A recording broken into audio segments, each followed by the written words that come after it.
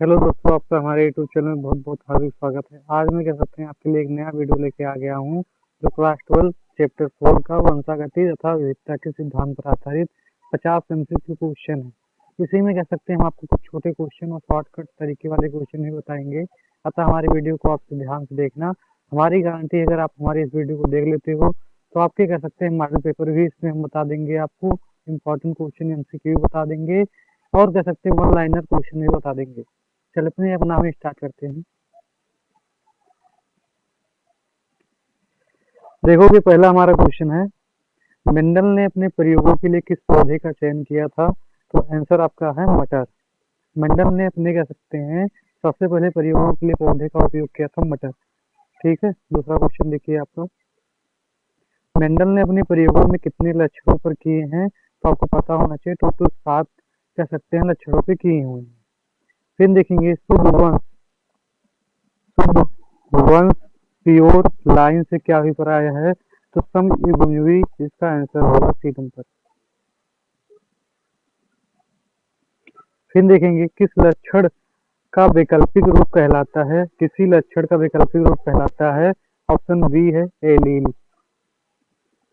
Mendel ने प्रथम नियम कहलाता है, मेंडल का प्रथम नियम कहलाता है तो सी है प्राभिकता का नियम, मेंडल का प्रथम नियम कहलाता है। प्राभिलक्षण का उदाहरण है, प्राभिलक्षण का उदाहरण है पीले बीज, आपको पता होना चाहिए।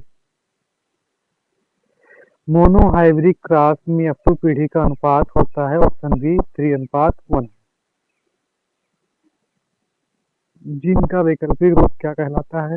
जिनका वैकल्पिक रूप एलील कहलाता है।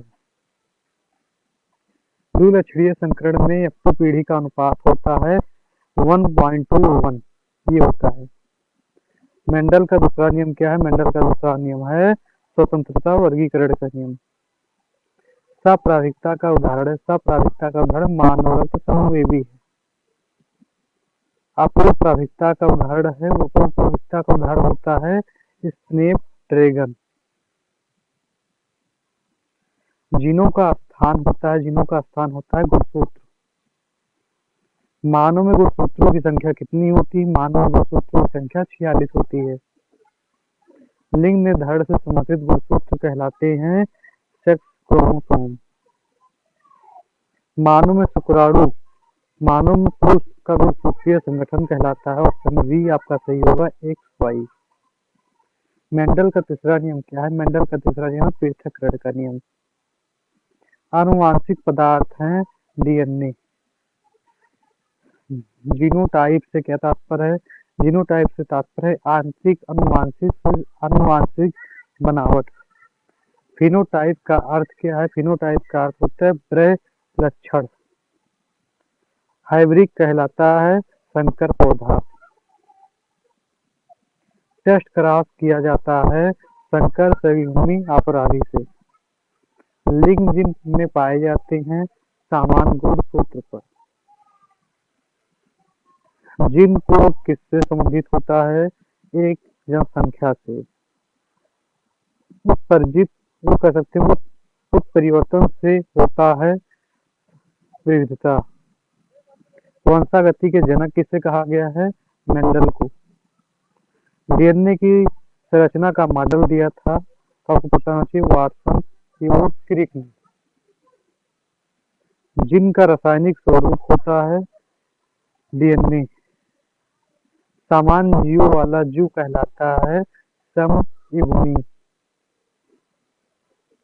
विषम युग्मी का उदाहरण है टी, फिर स्मॉल टी।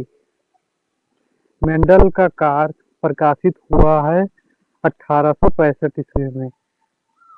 आनुवांशिक विविधता का मुख्य कारण है ऑप्शन बी उत्परिवर्तन।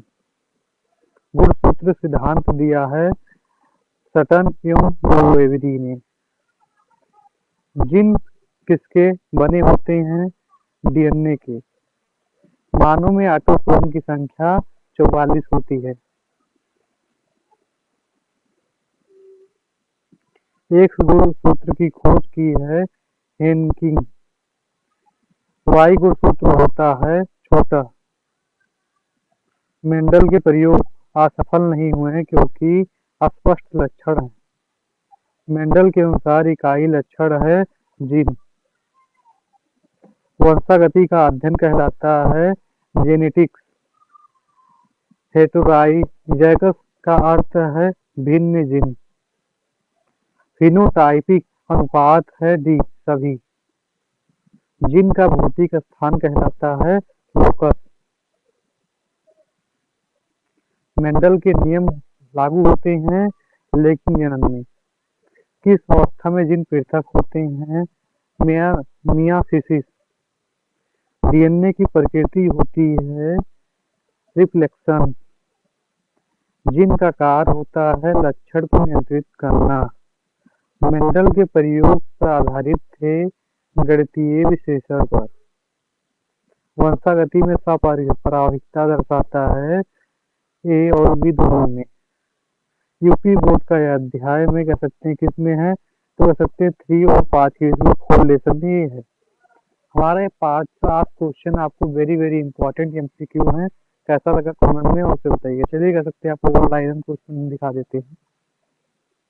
देखिए वर्षागति के कह सकते हैं वन लाइनर क्वेश्चन है। अगर आप पढ़ लेते हो तो ये शॉर्टकट तरीका है पढ़ने के लिए।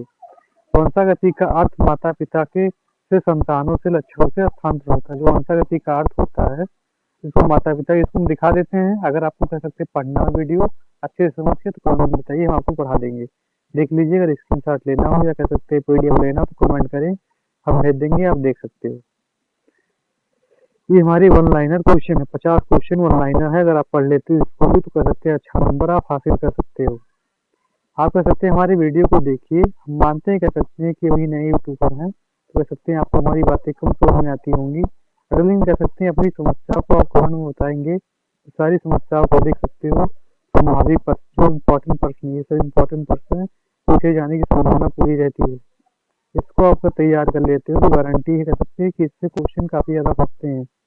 देखिए एक्स्ट्रा ये कह सकते हैं आपको पता होना चाहिए। परीक्षा टिप्स भी इसमें दिए गए हैं। परीक्षा टिप्स देख सकते हो, डायग्राम बनाइए। देखिए कितनी चीजें दी गई है इसमें। आपको कह सकते हैं देखिए सॉल्वेड भी क्वेश्चन दिया गया है, सॉल्व करके बताया गया है। अगर हमारा आपको पीडीएफ अच्छा लगता है तो अवश्य कह सकते हैं कमेंट बताएं कि आपको कैसा लगा हमारा वीडियो।